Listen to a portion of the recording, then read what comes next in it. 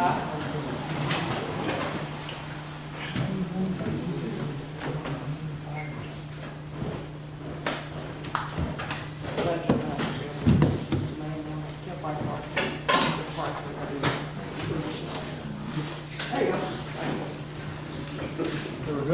Yep. Have a roll call, please, Chief. Board Member Alba, Board Member Dixon Fine. Here. Board Member Storrs. Here. Board Member Deborah. Here. Supervisor Stanley. Here. Special meeting notice, the Town of Shandaken Town Board has set a special meeting date for Monday, July 22nd at 6:30 p.m., 7209 Route 28, Shandaken, New York, 12480. This meeting is open to the public and will address building and zoning issues throughout the town by order of the Shandaken Town Board. Now, before we get started, we do have one order of business that the town has to take care of. We did get a bid for the painting of the medical building and ambulance building down in Phoenicia. So it's from DeLuca Painting, P.O. Box 60, Margaretville, New York, 12455 for a price of $16,000. So I'll entertain a motion to accept that contract. I'll make a motion. Second. All in favor? Aye. Opposed? Carries. Thank you. All right, folks, we know why we're all here, and utmost the top is Big Indian Olive Rear folks. Were here a little over a month and a half ago asking the town board to address some issues in Big Indian and Olive Rear Valley, and we have been in contact with many of these landowners and trying to resolve these issues, but at this point I would like to turn it over to Howie McGowan. We can start just right with Chuck's place, if that's okay with everybody out there. And what we have, where it stands right now. Okay, well, I spoke with Chuck Perez, and he promises me that he's going to remove all the cars and the debris. He's hiring somebody to work with him. I went by today, and it looks like at least 12 cars, I would say 15 cars, have disappeared, and he was working with an excavator. So that's moving forward. I was about to issue him an appearance ticket, and it's still sitting on my desk. And also, I'm just in the middle of preparing a ticket for the yard sale person on 28th. And Robert Evans on Oliveria Road, he's been served. Spoke with Ian Cruikshank this morning, and he's taking on bids to put some siding on the building. The project's on hold. But he did put fencing around the back so no one can get inside. And he did board up the front. And then the other issue is up in Pine Hill, Richard Stokes. He's been served. The court date is for tomorrow at 7 o'clock for Mr. Stokes, Mr. Evans, and Declan Z. Howie, Evans attached about 4:30 today, and there's a big truck completely loaded with the mattresses and everything in it. The Chucks. No, at Evans, Oh. right there. Uh-huh. It's all completely packed with stuff, so they're doing something. I did see the dumpster up there. There was no dumpster, there was a big truck. There was a dumpster up by the trailer last week, so I assume that he's doing something. But we'll see if he shows up in court tomorrow. It took me, since I started, it took me several months because there was no background, and the secretary, when I came in, had no experience with the appearance tickets. I don't think Warren even issued a single ticket. He got as far as order of remedy, and then went beyond that. No, So, I told with Rob we Sandy had a Pedersen problem. now in Last the week was office, fine. we've had some legal experience. We've been able to work with the law firm to prepare these instruments, appearance instruments. So we're going to see what happens tomorrow night. I have to physically serve these tickets to people. I've been told by other building inspectors to never go alone when you serve someone. So some people are just very difficult to find. And unless I see them personally, I can't give them the ticket. So we've agreed, and we're talking with the police department, that we will provide a local officer to assist Howie in serving these people in the tickets, to make sure that they're getting them served properly and witnessed by a police officer from the town. Barb, yes, please. So I have a question. Say Chuck Perez is a wonderful man. And, but is there a time limit on this cleaning up this place? Because what I see is there are laws on the books and they're ignored, or there's no bite in them. There hasn't been And anybody. so it's ignored, basically. Mhm. And so what is the time limit on cleaning this? Because otherwise, to me, there's no effectiveness there. I mean, then it could be 6 months. And I know with Richard Stokes, since I live next to him, he's on vacation, from what I understand. So there's a court date tomorrow, but that's almost laughable in some ways, because these things happen, but there's no bite. I don't see any effectiveness coming out of this. It's talk. Well, the process is, if someone complains to me, I send a letter of violation. They have 30 days. If they don't clean it up in 30 days, I send an order to remedy. Order to remedy, they have another 30 days. So they automatically have 60 days built in. So, and it's, if I send them a letter by certified mail, they just refuse it. Right. So I would say to you, then to me, the laws that we have on the books are ineffective in that sense. They're laws, but as I said, they don't do anything in the sense of having any bite to them. Larry, you want to address that?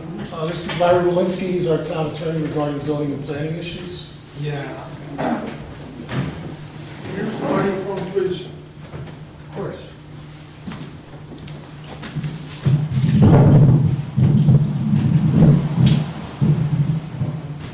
So in all of this, there's due process that has to be followed. The laws on the books are, and I've reviewed all the laws of the town of Shandaken, are not different than laws in other municipalities. So in terms of having more bite or not having more bite, it's a question of vigorously enforcing the laws that are on the books. So what gives them the bite is once he issues an appearance ticket, if they refuse to comply with an order, is that gets them into court. Once they're in court, they have to, he has to demonstrate the violation, and then there's a judge that will decide what the relief is going to be. So judges will typically, they could fine them, they could imprison them, they could, do neither of the above. They could give them additional time. Local judge could give them additional time to comply. The person could assert defenses. So it goes through all of these laws that are under the local laws fall within a criminal procedure statute that has to be followed and obeyed. There's due process, which is our collective constitutional right to be heard and assert whatever defenses, if there are any, in those situations. Now there are lots of different local laws in the code of the town of Shandaken, and there are many different options for enforcement. In certain circumstances, there are what we refer to as self-help remedies that the town can pursue. So for example, there is an unsafe building law in the town of Shandaken, so that if there is an unsafe building at a certain location and he determines it's unsafe for habitation or a threat to the public health, safety, and welfare, typically what happens is the town will notify the owner, give the owner a certain period of time to either demolish the building or repair it to make it safe, And if it doesn't do that, the town then has the right to go in and do it itself, and then charge the expenses for that back onto the property, so it becomes a lien on the property. In addition to that, there are also penalties, again, that can be pursued through the justice court for the violations. It's essentially the way it works everywhere, and it's like everything else in the justice system. It takes time, and there is a due process element that's built in, that has to be built in, or else you're not going to ultimately achieve the desired result. So it sounds like what's been happening, you know, in the distant past or whatever, is that there's been relatively lax or slow or uneducated enforcement. I can tell you now that the town board has reached out to us. We've been assisting the building department to get all the forms and everything it needs to get this done in a correct way and in an expeditious way together. So I think I believe everything is moving in the right direction and is on the right track, and I'm happy to hear the support appearance tomorrow night going forward, and there'll be a judge there that'll make a determination of what that person, whether that person's in violation, and if so, what the penalties will be, and what and what will be required to be done to clean that up. And the penalties aren't insubstantial. And they sound insubstantial, but they're 250, in most instances in the code, they're $250 a day, because each day is a separate violation. Each day that it exists, that it's not remedied, it's a separate violation. And then you can get up, in addition, you can get up to, I believe, a couple weeks in jail, in prison. Because I find you can't get blood from the stone here. So I found, I think used there's to a- go down to the code officer, and I feel like I was just yes to death. And there was no paper trail. Yeah, ma'am, I can't speak to what happened. I can speak to the fact that this town board is aggressively moving forward to rectify that situation and has instructed us to work with Howard to make sure that happens. If I may I? Oh, thank you, Larry. I'm very happy to hear what you had to say a moment ago, but I have to bring up one very important fact. You have a tremendous amount of dilapidated buildings that are ready to fall down in Shandaken, and they've been that way for years and years and years. So the problem is not a small problem. It's a huge problem, and I don't know how you're going to correct it. You're talking about time. Time, I guess, will tell. I do want to report that on my way here today, I noticed that Evans, who is directly opposite Warren's Market, has his truck there loaded up with those mattresses that have been there for 2 months. So the truck hasn't moved yet. It's been there all day, but at least it's a step in the right direction. My question to you, Howie, was that gentleman issued a summons? Yes. Thank you. Also, I want to say, in order to, I believe Larry can back me up on this, I have to, in order to be a code enforcement officer where I can issue an appearance ticket, I have to put a certain amount of time in through classes, seminars, which I accomplished on June 10th of this year. I'm now qualified as a code enforcement officer.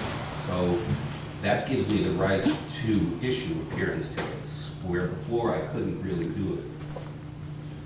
There's also, and Greg, as you're saying, there's a bunch of dilapidated buildings. Again, come in and notify. That one by Evans just All right, last Greg, this Greg, year. Hold on. You need to come in and tell Howie or give us the address of the building. You can't just say, I mean, it's a large town. It's 120 square miles. You can't be everywhere all the time. So if you notify us of a problem, again, I can tell you that we have, since the Big Indian Oliveria crew has been here a month and a half or so ago, we've been getting a couple of phone calls about other properties. We have one down in Mount Tremper on 212 where garbage bags are accumulating. Well, it turns out that the gentleman passed away last year. It's now held in an estate. but we're having difficulty getting in touch with people involved in the estate. We can't just go on the property and grab the garbage bags off there and remove it because you're trespassing. We also don't have the capacity, the highway guys aren't garbage men, they're not gonna go and do this for us.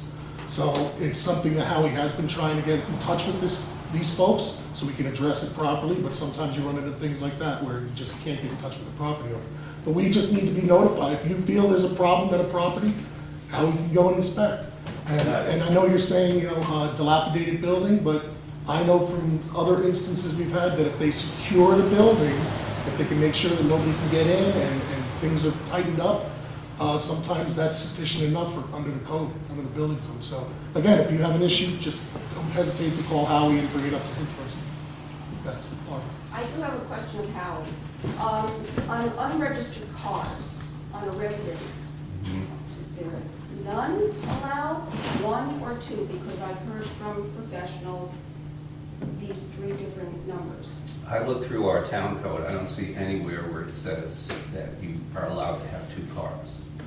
The International Property Maintenance Code, which I believe is enforced in this town, says you can have no No. unlicensed, undrivable cars in your property. So when we see unregistered cars and we have notified, what happens then? Well, go through the process, violation, order to remedy, appearance. So there's a number of people, I suspect that that's being enforced? Right now, I have 3 tickets that I issued, that I served, and I want to see what happens tomorrow night. I'm a long-term friend of one of the judges in this town, so he's going to have to recuse himself. But now that I've established the process, working with Larry and Sandy, if somebody calls in and makes a complaint, I have to respond to it. There are forms online too that people Yes. can go to in the zoning department. You can download a form to fill it out and just mail it in. Dorothy? Dorothy Jennings from Olivria. A little further down Olivria Road, there's this maple syrup business that's going on, but people no longer live there, and it is a mess. The business is a mess, the house is a mess. Is anything being done about that? I haven't. Neighbors have to go past this, neighbors who maintain their properties very well, and they have to look at this mess all the time. They don't live there any longer. When they lived there, it was beautifully kept. I haven't I'm sure gotten they a wouldn't like complaint. it as their next door neighbor. Haven't gotten a complaint about it. Yes, sir. I think that Could you introduce yourself, sir? I'm sorry. certainly Bernard Jacobs, I think that the intent and verbalization of the board in taking action is fine. However, we need guidelines. The fact that, quote, Chuck Perez promised to take care of it, we need a specific performance date. It'll be done by such and such. None of the issues, with the exception perhaps of the incident and issue tomorrow night in Pine Hill, have been given parameters where they're supposed to perform by. You can't say, well, we're going to take care of it. Well, the check is in the mail. It doesn't fly. It's unacceptable. Can Chuck Perez speak on his I behalf? was just gonna ask Mr. Perez. I know most of the people in the room. Stand before you, I know it's a mess. Unfortunately, the business that it is, you're saying you got unregistered vehicles on your I property? didn't say that. No, I'm just saying there are unregistered vehicles on properties. Who do you think they call to come pick them up? Now they sit on my property. How do you dispose of them with no title? There's a time frame that has to go by. I'm in business to make money. If I pick a car up off of your property or anybody's property, I don't usually charge it. I usually anticipate getting some money back from the scrap. You know what scrap is right now? It's in the toilet. Bottom line is, I stand before you with a promise that I am making my best effort to clean it up. There was a couple of years ago, they complained about the gas tanks that had been removed. I removed the gas tanks. Now it seems to be the cars and everything else. I am in the process of cleaning it up. I stand before you. If anybody has an issue with me personally, come to me personally. I don't want to see the charges imposed by the town to go through legal proceedings, nor do I want to pay legal proceedings. I stand before you as a citizen of the community in good faith and say it will be done. Can we say 30 days, 60 I'm not gonna days, say 90 30 days? days. I'm gonna tell you, since last month, I probably got rid of 12 cars. Unfortunately, there was an accident over the weekend, I accumulated 3 more. So I got rid of 12, I gained 3. Chuck, if I may, are you gonna remain in business? I am in business, I never went out of business. I still have a registered repair shop, registered with the state. I know that, Chuck. My question to you is, if you're gonna remain in business and you're gonna have cars on your property constantly, that are gonna be coming and going, Yes. perhaps a fence around the property would suffice? Is that what you want? Chuck, Don't- I'm just don't saying, be careful what you wish for. it may make other people I happy. understand, but be careful what you wish for. What do you mean by that, Chuck? Where am I gonna put the fence? I don't know what the setbacks are. All right, but the I'm bottom only line saying, is, at if this you have a junkyard, most of them have fences, Chuck. I don't consider it a junkyard. One man's junk is another man's treasure. The bottom line is, it's, a junkyard usually is someplace that either takes cars and sells them for parts. I'm not selling parts. The cars are coming in and going out whole. Again, I know most of you. I respect your opinions. I respect the fact that you're neighbors. I want to be a good neighbor. I'm making the promise. I talked to Howie, talked to the town board. I want to consider you friends, and I don't hold any animosity. I don't hold a grudge with anybody. I only hope that you can come to me, and if there's an issue, I will do my best to take care of it. Thank you, John. John? John McLeod from Big Indian. Chuck, we all love you. You do so much for our community, but this detracts from our community. Totally understand. And doing your best is terrific, but sometimes, I know you promised Marty a year ago that by Memorial Day would be cleaned up. Your best efforts and intentions don't always come to fruition. Whatever we can do to help, we would love to help, but it has to be. There's probably a dozen people in the community that have offered. I know. There's 2 people this week that had advertisements on some kind of a thing in Saugerties and in the area. They'll come to your house, pick up your car, give you money, and take it away. So it costs you 0 to get rid of it. Have that type. No, you don't. Titles or no titles, they'll take it. I'll give you the names and numbers. But, again, nobody wants to see you hurt. We just want to see the place cleaned up. Appreciate it. And we'll do anything we can to help you clean it up, but it's got to get cleaned up for the sake of the community. You know, we're doing good in the park, we're doing good at the corner, except for the corner store. You know, we're doing our best, but without the town's help and the people who create these issues, we're going nowhere. People are, you know, we're trying to get people up here to what? To mattresses in a front yard? To a tent city tag sale that goes on? To a car junk? You may not consider it a junkyard, but most of us here do. It just, they're not even in order. They're all over the place. And there's tires, there's metal, there's all kinds of things that could be cleaned up with help, and we'll help. You just gotta give us the word to do it, and we'll get done. Hold on, I'm going to defer to Gail for a moment. Chuck, do you, when there's an accident, say Yes. this weekend, there were a 3-car accident. No, it was 1 2-car accident and another single vehicle accident. So you received 3 cars. 3 cars. Do you want the cars, or is there just no other place they can go? In 2 instances, I'm sure the insurance company will take care of it. In 1 instance,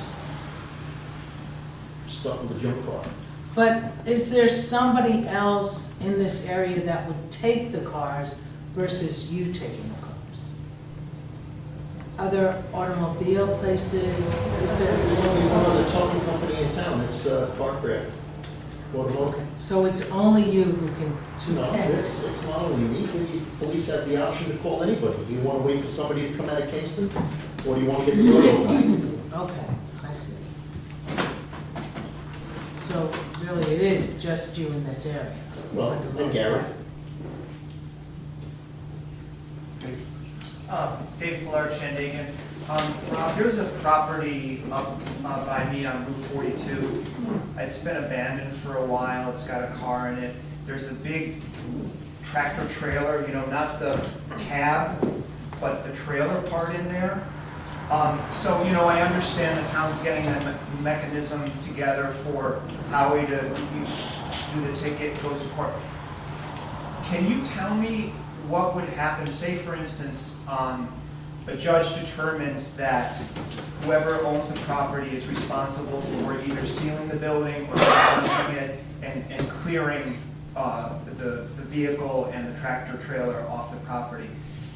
What if they don't? You know, there's properties around here where like it belongs to an estate, nobody cares about it, they're just ready to let it go back to the county and pay the taxes or whatever it is.